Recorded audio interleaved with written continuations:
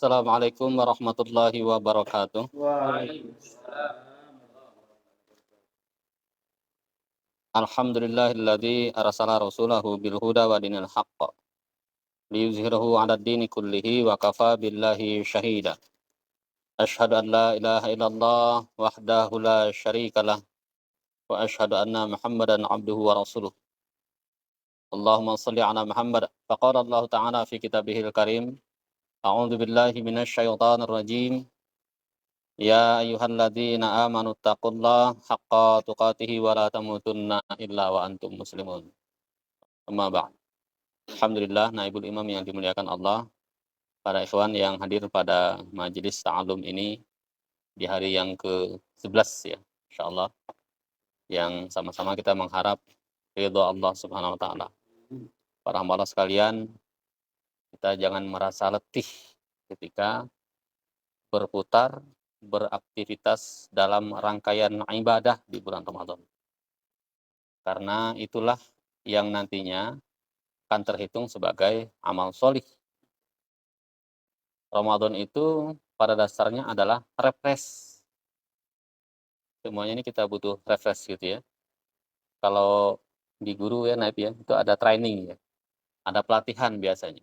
Ilmunya sebenarnya bisa jadi ilmu yang sudah ada. Bisa ada versi terbarunya, diperbaharui lagi, adakan training. Terus begitu juga kalau kita punya pisau, pisaunya ada, pengasahnya pun sudah ada gitu kan, kegiatannya ada. Tetapi kita perlu pisau yang tajam, yang cepat, sehingga cepat proses. Kalau nyembelih, penyembelihan atau motong segala macam, maka dia perlu diasah sehingga bisa bermanfaat. Jadi perlu refresh. Nah, Ramadan pada dasarnya itu adalah refresh kita. Kalau mau kita sebut secara psikologi, koreksi total kita. Kalau mau kita sebut dengan bahasa fitrah, perjalanan memutar aktivitas kita untuk kembali kepada fitrah kita.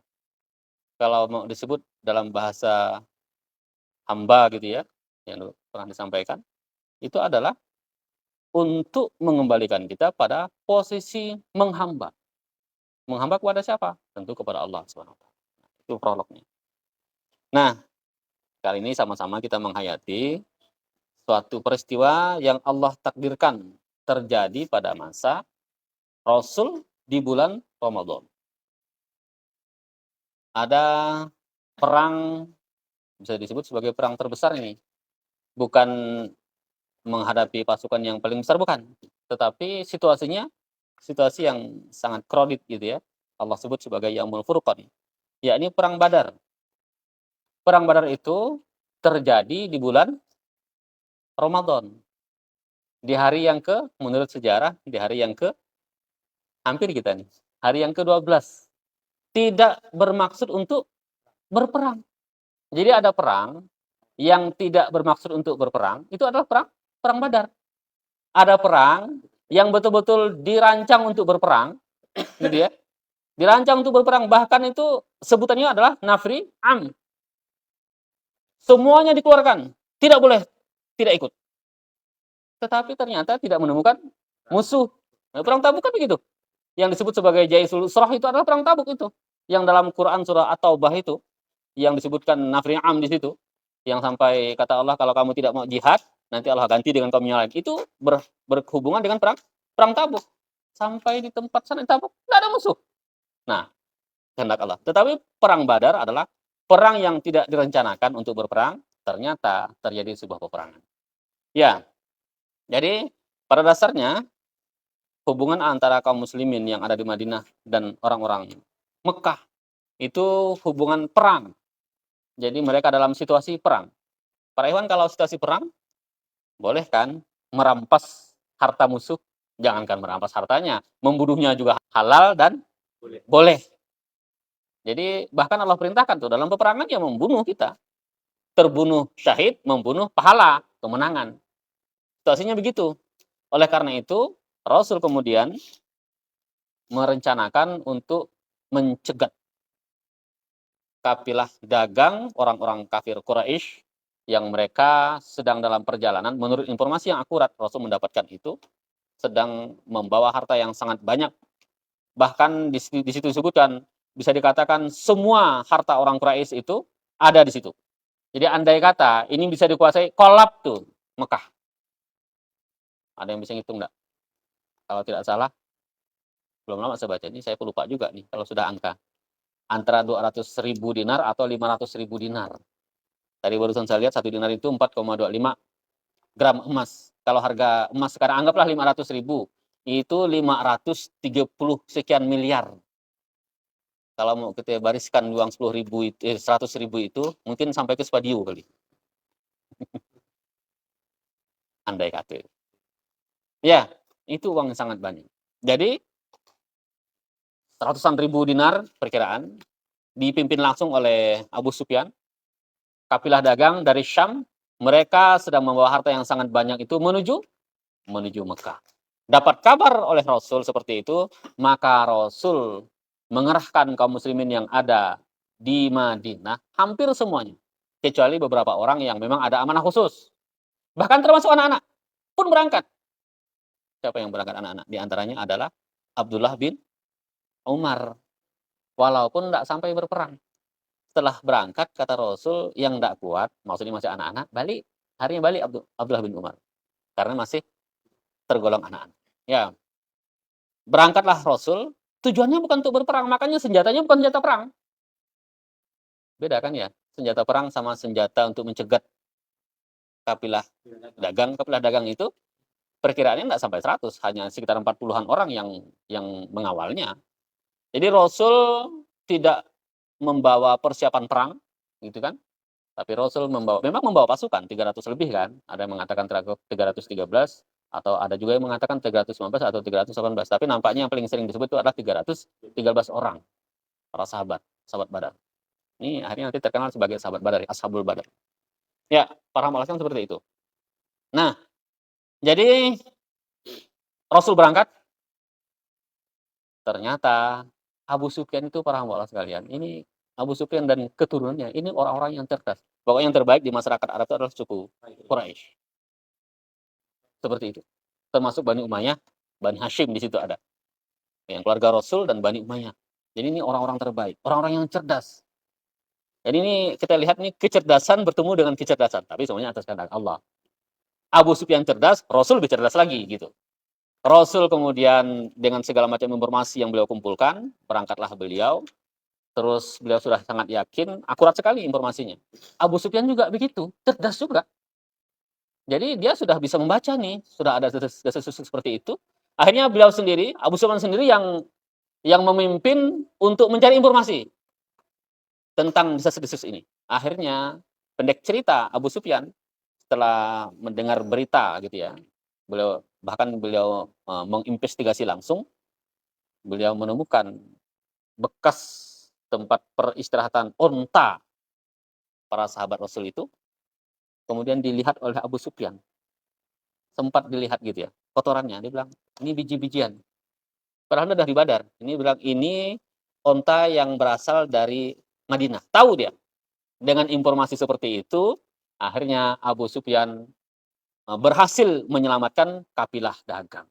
Tapi sebelum berangkat, sebelum beliau pulang gitu ya, sebelum Abu Sufyan ini pulang, Abu Sufyan sudah mengirim informen ke orang Quraisy yang ada di Mekah. Menyampaikan situasi. Andai kata ini kafilah dagang dicegat oleh Muhammad dan teman-temannya, maka habis Mekah. Kira-kira gitu tuh informasi. Dramatis informasinya. Benar saja, para hamba sekalian, Mekah mengeluarkan pasukan terbaiknya. Langsung dipimpin oleh Abu Jahal dan anaknya, serta orang-orang kafir Quraisy yang ada di sana. Bahkan termasuk diantaranya menantu Rasul. Tapi sudah dipisahkan Rasul ya. Juga termasuk diantaranya adalah Abdullah bin Abbas. Nah, paman beliau. Ini nanti ceritanya tersendiri. Ya, para hamba sekalian berangkatlah, kurang lebih 1.000 orang. Ini sebenarnya, coba sih dibandingkan gitu. Ini orang kafir Quraisy itu pada saat itu betul-betul merasa mereka itu hebat. Wajar saja, mereka kan tahu bisa mengukur bagaimana kaum muslimin yang waktu hijrahnya saja gitu kan, mereka berhasil mengintimidasi dan kaum muslimin bisa hijrah, akhirnya keluar dari Mekah. Orang kafir Quraisy itu merasa posisi di atas angin. Jadi kalau kita lihat begini, mereka itu mengeluarkan pasukan yang besar, itu dengan penuh kesombongan sebenarnya gitu. Jadi mereka dengan sangat yakin akan berhasil. Inilah saatnya kita menghabisi Muhammad dan teman-teman. Ya, nah para hamba Allah sekalian. Jadi begitu ternyata kafilah dagangnya ini berhasil lolos, Rasul situasinya masih di Badar, sebenarnya sudah sampai kepada Abu Jahal bahwa entahlah kembali saja ke Mekah. Karena sekarang sebenarnya situasinya sudah berbeda. Kalau tadi itu akan dicegat, sekarang sudah berhasil lolos kita nih. Seperti itu. Tapi karena memang mereka turun itu dari Mekah, memang niatnya betul-betul ingin berperang dengan situasi mereka yang angkuh dan merasa sangat yakin untuk meraih kemenangan gitu kan. Akhirnya mereka lanjutkan sampai ke Badar. Bertemulah dua pasukan itu. Ayat tadi diantaranya adalah mengisahkan tentang Badar. Tapi yang lebih panjang ceritanya ada di surah Al-Anfal. Mulai dari awal tuh bercerita tentang apa? Situasi Badar. Nah, para hamba Allah sekalian, a'udzubillahi minasyaitonirrajim. Walaqad nasarakumullahu bi Badriw wa antum adillah. Kata Allah, dan sungguh Allah telah menolong kamu pada perang Badar. Sedangkan kala itu kamu adalah lemah. Lemah situasinya gimana para ikhwan? Memang kaum muslimin dari segi jumlah lemah. Kalau dari segi senjata, apalagi tadi dikatakan bahwa mereka bergerak bukan untuk berperang tetapi untuk mencegat pasukan dengan senjata yang sederhana sebenarnya. Kaum muslimin lemah. Tetapi sebenarnya para hamba Allah sekalian, ini kita lihat. Ini kehendak Allah. Allah yang berkehendak mempertemukan dalam suatu peperangan. Allah yang berkehendak. Dan Allah sudah punya rencana sebenarnya. Dan ini terjadi pada bulan yang sangat istimewa, yakni bulan Ramadan. Atas kehendak Allah. Allah pilih itu kejadian istimewa, situasi dahsyat terjadi pada bulan Ramadan. Walaupun memang ada hadis yang menyatakan para sahabat tidak berpuasa pada kala itu. Jadi ini salah satu fikihnya ya. Dalam situasi yang sangat genting, yang kita memerlukan tubuh yang energi yang sangat kuat, ada rukhsah untuk tidak berpuasa. Selain itu mereka kan dalam kondisi musafir, safar gitu. Kalau safar memang jelas dalam Al-Quran juga disebutkan seperti itu. Ini rukhsahnya mereka bisa mengganti di hari yang lain. Ya, jadi Masya Allah. Wa antum adillah. Allah sendiri mengatakan kamu itu dalam situasi yang lemah. Apa, para ikhwan? Perintah Allah berikutnya. Fattakullah la'allakum tashkurun. Maka bertakwalah kepada Allah agar kamu mensyukuri atau agar kamu bersyukur. Jadi ini Allah sudah merancang pertemuan ini, kejadian ini, walaupun kamu itu dalam kondisi yang lemah, tidak berencana. Tidak berencana untuk berperang. Tapi begitu bertemu dengan pasukan musuh, kita kan tidak boleh lari. Dan para sahabat Rasul dan para sahabat betul-betul mereka mengandalkan Allah. Makanya ada doa di situ. Makanya kemudian disebut para sahabat Badar itu orang-orang yang sangat istimewa. Mereka diutamakan. Sampai sudah bertahun-tahun setelahnya, Rasul sudah wafat sekalipun gitu kan, itu sahabat Badar masih disebut sebagai sahabat Badar. Ada seorang sahabat itu yang berbuat khilaf. Ini unsur kemanusiaannya muncul. Ketika apa nih? Ketika Rasul merencanakan untuk menyerang, membebaskan kota Mekah. Ini bisa dilihat sababun nuzul surah Al-Mumtahanah di situ. Seorang sahabat yang membocorkan rahasia. Tapi kemudian Rasul memerintahkan kepada Ali berjalan ke arah sana sampai sekian hari nanti kamu akan ketemu dengan seseorang, maka tangkap orang itu. Ternyata orang itu adalah orang suruhan sahabat tadi, membawa surat mengabarkan bahwa Rasul sedang menyiapkan satu pasukan yang besar untuk menyerang kali. Dia bukan untuk berkhianat, niatnya itu bukan untuk berkhianat. Saya katakan tadi khilaf ini. Dia itu khawatir nanti keluarganya itu kena imbas peperangan gitu. Apa yang menyelamatkan beliau para ikhwan? Tidak dihukum mati. Beliau tidak dihukum mati, kami tidak mendengar beliau disangsi. Artinya beliau dimaafkan. Kenapa? Karena beliau sahabat Badar. Bahkan beliau adalah salah seorang yang mendengar doa Rasul ketika Rasul berdoa kepada Allah, dan beliau tidak pernah berdoa lagi setelah itu. Ya Allah, jika engkau kalahkan kami pada hari ini, maka engkau tidak akan disembah lagi di muka bumi. Rasul sampai mengangkat tangan, kata sahabat, sampai nampak ketiak putih beliau. Ini salah satu sunnah mengangkat tangan ketika berdoa. Disebutkan seperti itu. Saking beliau seriusnya berdoa. Pada perang Badar. Para hamba Allah, ini betul-betul perang dengan akidah. Inilah kaum muslimin. Kaum muslimin itu, kalau sudah sampai pada puncak perjuangan, apapun bentuknya, maka Allah di situ. Karena dalam kondisi yang sudah sampai puncak perjuangan, itu dia pasti memaksimalkan usaha, memaksimalkan doa. Itu muslimin ciri khasnya. Makanya tidak ada konsep dalam umat Islam itu, dalam kita itu. Konsep putus asa itu tidak ada. Makanya betul-betul haram putus asa itu. Makanya betul-betul masuk neraka orang yang bunuh diri karena putus asa itu. Tidak ada konsep sedikit pun, jangankan putus asa. Lemah saja tidak boleh kok. Bertuhan kepada Allah kok lemah. Kan begitu. Kita punya konsep tawakal. Bahkan kita punya doa. Apa yang tidak bisa dengan doa? Lautan saja bisa ditundukkan kok. Apa bedanya Tuhannya Nabi Musa dengan Tuhan kita? Lautan itu ditundukkan. Gimana tuh ceritanya? Sudah ketemu sama lautan. Lautan pun dibelah oleh Allah untuk membantu kaum muslimin kala itu. Nabi Musa dan Bani Israel. Bani Israel kan juga umat Islam. Islam dengan versi syariat terdahulu. Seperti itu. Jadi Badar mengajarkan kepada kita, wa antum adillah, tapi apa kuncinya? Fattaqullah la'allakum tashkurun. Bertakwalah kepada Allah agar kamu mensyukuri, karena setelah itu Allah yang akan membereskan segala. Para maula sekalian, kita berada di bulan Ramadan.